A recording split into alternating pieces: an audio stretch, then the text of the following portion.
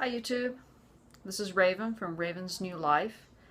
I started this YouTube channel to highlight the things that have happened to me over the past year and even over the past 16 years, married to a covert narcissist. I'm still technically married to him. I'm in the middle of a very high conflict divorce with no end in sight at this point. I've made a lot of mistakes over the past year during this divorce.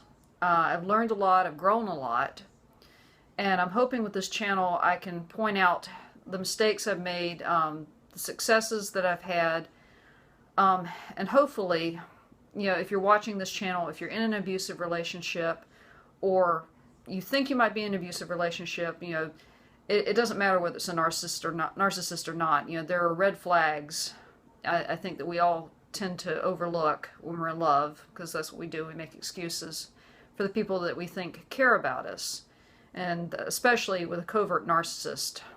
I'm going to try and explain. I'm not a psychiatrist, I'm not a psychologist, so I'm not an expert in this field. What I've learned about it over the past year has been from experience, from watching other YouTube videos.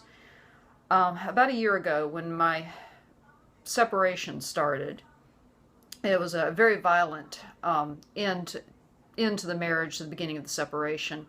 I'll go into that in a different video. Basically, my husband attempted suicide. It was all a manipulation tactic to scare me, and it had the desired effect. I was pretty much shell-shocked for several months, and I was researching YouTube, the internet, trying to find out what happened, what is wrong with this person that I thought loved me, and then he seemed to be able to turn on a dime and now essentially hates me. He was able to just flip a switch and want to get a divorce within 2 months. He's got a new girlfriend, live-in girlfriend, and it was just mind-blowing how fast things happened when he decided to discard me and the children. Basically, a covert narcissist. I had never heard this term. I started watching YouTube videos, and I came across one by Ross Rosenberg. This excellent video called Covert Narcissist, Wolf in Sheep's Clothing. And something about that title caught my eye, and I listened to it, and he was describing pretty much my husband. Basically, people would not believe that my husband was this very angry individual. To the outside world, he volunteered for things. He was a Sunday school teacher at one time. We went to a party. He's the life of the party. He's the one who's making jokes, trying to keep everyone's attention. He would volunteer to help people. So to the outside world, he seemed like a very nice guy. But he had a lot of anger underneath, and at home he was a very different person. He could be very nice, very sweet, but if you triggered him somehow, all of a sudden he became very controlling, very manipulative, yelling, screaming. He used to have what I call his demon voice. He would get this really low, and he's yelling at the children. "You will do what I say." Sorry, I know that sounds crazy. It sounds childish, but that's what it was. This very guttural. I can't even do it. His voice just sounded almost like a demon, and he would get so angry sometimes I thought he was going to get violent, and he did a couple times before the marriage ended. He did get violent. There was one time he grabbed me in the middle of the kitchen, grabbed me by my shoulders, and just shook me as hard as he could, screaming and yelling at me, saying, "This is the gift of listening. You will listen to me." And he was doing this in front of the children, and the children are just staring like bug-eyed, like, "Oh my God, what's happening?" And he was using the words that our counselor had told him about the gift of listening, where you're supposed to listen to the person, and then you answer back, what you heard. And he had a lot of rage because he had supposedly been abused as a child.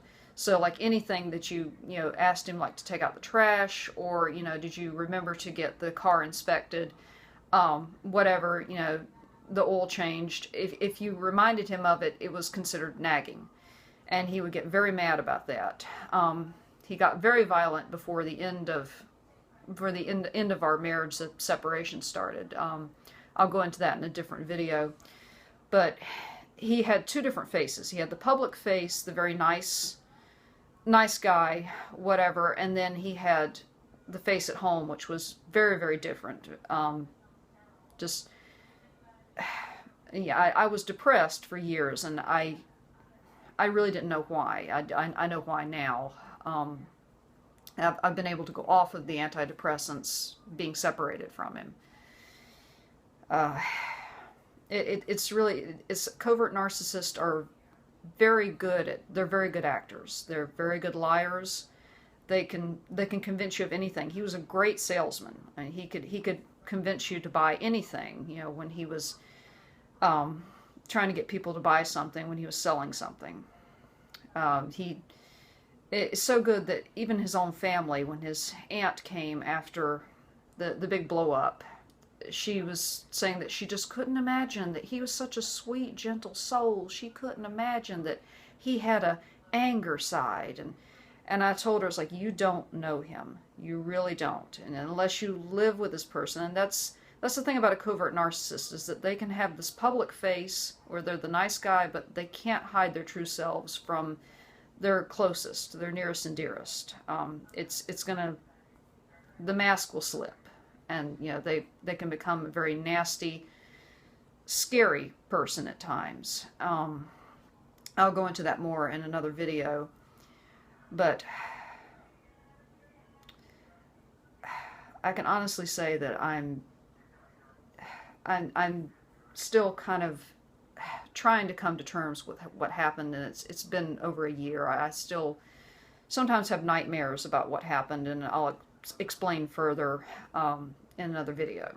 And I'll also talk about the mistakes I've made over the year, that probably things would not have gone as badly with the divorce had I known how to deal with any type of narcissist, whether it's a covert narcissist or just an abusive person.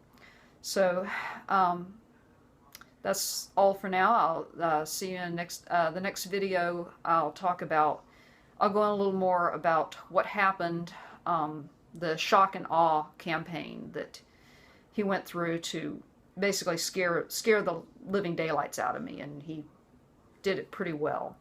But the way I reacted was mistake number one, pretty much trusting him